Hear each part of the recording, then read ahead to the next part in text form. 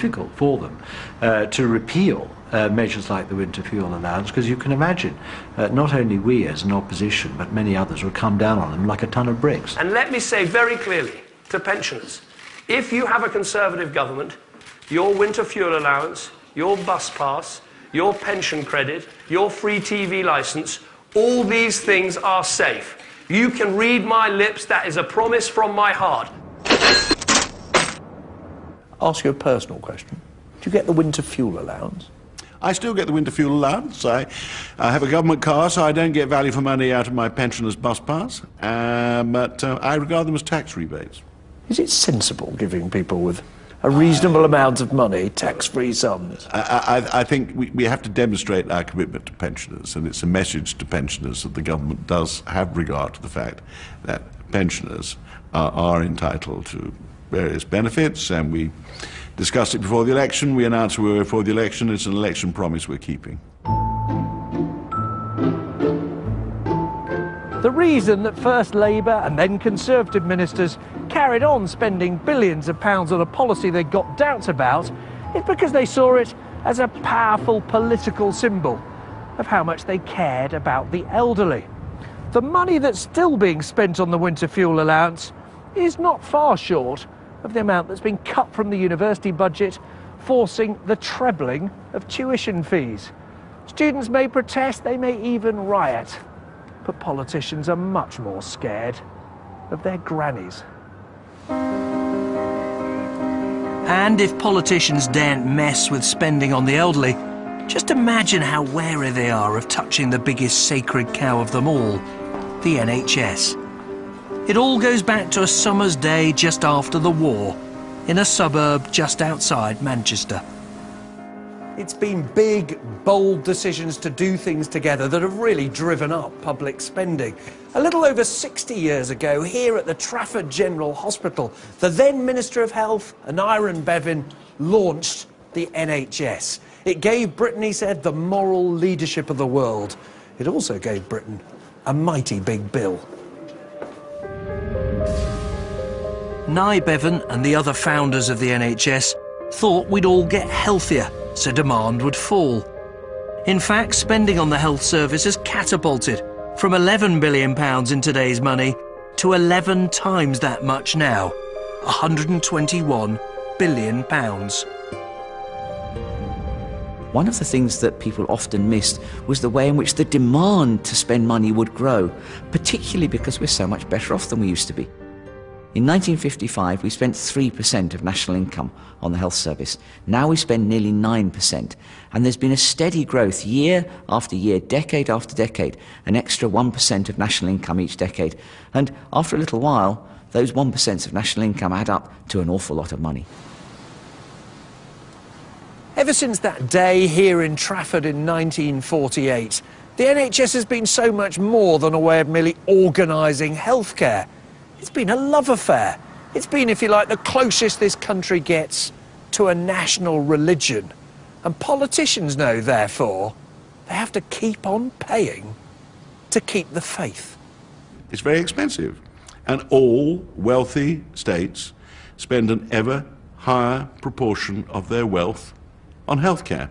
Even if you're running it with iron discipline, it will cost you more health. There's no other area at all of public spending that's like that. In Canada, when they had a huge deficit, this is what they did. 2, 1, fire!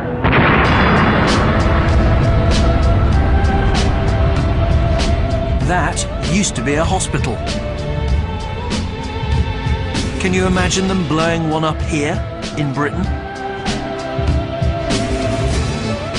Health's sacred status with us voters means our politicians wouldn't dare. Not that they wouldn't want to. For years, the medical advice to them has been that having fewer hospitals would save money which could be better spent. And that's not all. Closing hospitals is quite definitely a way to get better healthcare, particularly now with new drugs, with new technology, and you can do cataract operation, you can do in a local GP surgery. No one goes and stays in hospital to the degree they did. But there's one thing that stops that happening. It's you and me. This is the King George Hospital in Ilford, east of London.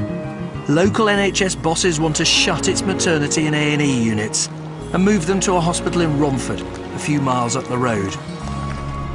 But in a local church hall, residents are gathering to fight the proposals. It's massive. It's a really big issue. Everyone sees it as a money-saving exercise. Saving money first, giving good health service second. That's the crux of the matter, really. I'm not going to say economical with the truth. They told us it was nothing to do about money. Well, of course it was to do about money. 34,000 residents have signed a petition against closing parts of King George Hospital. Many of us like our services local, and we want to keep them that way. But the first proposals they came up with... And so do the local MPs. Labour and Tories are united in backing this campaign. And if we keep together, we keep up the campaign, we will succeed. In opposition, David Cameron promised a bare-knuckle fight to save district hospitals. I think it's ridiculous that at a time when the population is growing, when more people are presenting at accidents and emergency units, when actually there are more babies being born, when our health needs are getting greater, that we're shutting down maternity units and accidents and emergency units. The government has said that the days of the District General Hospital are over. I completely disagree. But now he's in government, David Cameron has, in the last few weeks, approved the closure of A&E and maternity units, not just at King George's, but another London hospital. The decision there has been debated for 17 years. It all takes so long because politicians hate to be seen to close hospitals. I've lost count of the number of members of Parliament. They'd ask for meetings and they'd say to me, I understand completely why you're doing this. I understand all the clinical arguments and I understand and sympathise with those, but you must understand publicly I have to take this position. I have to fight to keep my hospital open. I have to fight and be seen to fight to keep my hospital open. So fear of us, the voters, helps to push up spending on the essentials like pensions and health. And then there are all those extra little things that are nice to have, like money for culture and the arts.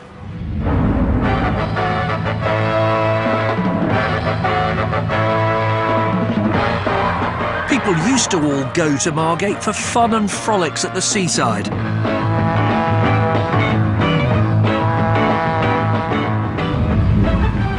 As of late, though, this bit of Kent coast has been better known for its deprivation and high rate of unemployment. Yet what's this? A brand new art gallery. It's the new Turner Contemporary, opened earlier this year, a dazzling addition to the seafront, costing £14 million of public money. Its sparse but striking displays have already pulled in over 260,000 visitors. And they've put Margate back on the map. Victoria Pomeroy is the gallery's director. What a spectacular view it is here. You must at times see the real poverty that there is here. How, in a sense, do you argue to yourself the reason why people in very low-paid jobs should pay their taxes to build what is, in this sense, a real luxury? I don't see the arts as a luxury. I see the arts as integral to our lives, all of our lives, whoever we are. And I think for me it's really important that everyone can access fantastic arts that make them think in different ways about themselves and the world that they live in. Isn't this just in the end a bit of fluff? I don't think this is fluff at all. I think this is serious. We are really ambitious. We want to be part of Margate's history and part of its future. And we feel we can really help and support the wider regeneration and renewal of this area. But not everyone's so sure. Some locals deeply resent the gallery. Dawn McLaren is a local mum who thinks the money was desperately needed elsewhere. I've got a son, he's 17. He's about to leave college. He's got no work, no opportunity here whatsoever, and nothing to do. How do you feel about public money going to that new gallery? Very angry. Very, very angry. But around the seafront there are a few new shops and cafes opening up. Just maybe the first signs of long-awaited regeneration. Ian Driver is a local councillor. I do think if you look at this in the long term, 3, 4, 5 years down the road, it will be creating more jobs and people will feel the benefit of it. Whether you regard the Turner Contemporary as a glorious gallery that can revive a town, or a vast and overpriced seaside shed, it is one symbol of what the surge in public spending in the new Labour years actually paid for. Now, the cost of building it has already been met, but the cost of running it, though far from vast, is yet one more addition to the national accounts. Art spending for the whole of England is £447 million.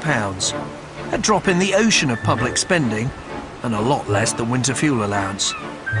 But when it comes to how governments spend your money, it's all the little things that add up.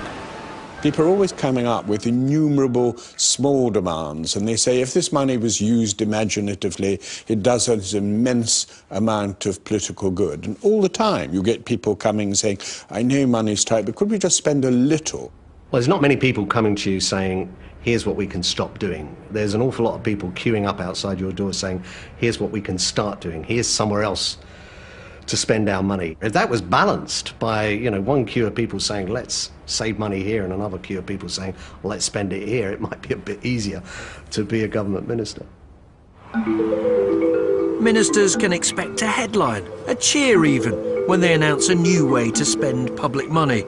But there's all too often a big and rather expensive gap between their promises and cold, hard reality. Welcome to the Fire Control Centre for the northeast of England, built to keep us all safer in the event not just of fires but floods and terrorist attacks, using the latest technology, satellites even, to keep track of fire engines. And what's more, we were told it would improve efficiency too. Just one problem, the technology didn't work. The building behind me is empty, at a cost to you of £97,000 a month for the next 24 years. And there are 8 others like it around the country. The cost, more than England's arts budget. £469 million, for which you get in return nothing. It's just the most vivid example of a long list of projects where the original idea sounded good, but which have been hopelessly mismanaged. From the Typhoon jet, which came in £3.5 billion over budget, to the doomed NHS IT project. It's cost billions of pounds of taxpayers' money, but it doesn't work. The NHS computer... It cost at least £6 billion and counting. You should not be afraid, just as you would in your own household or your own business, to say, do we actually need to do this? Is this new exciting project or pilot that we're setting up, is it going to make any difference to the way that people behave or the way in which they live? Now, sometimes, we've not asked those tough questions in a way that we should. Now, whether it's avoiding waste or controlling the insatiable demand for public services, or deciding what not to do at all, requires, well, self-control. There are 3 things which I've engaged in which have remarkable lot in common. One of them is bringing up children, another is dieting, which I've also done, and the third is controlling public expenditure. And in each case, an important part of the art or the skill or whatever it is the ability to say no and to stick to it. This is the essence of what the Treasury is about. If the Treasury had a motto, it would be the single word no, and it needs to be. But the failure of governments to say no has had consequences. They keep spending money they haven't really got. It's how we've ended up with a deficit. Britain has got a problem, a very big problem. And it's this. Last year, the government raised £500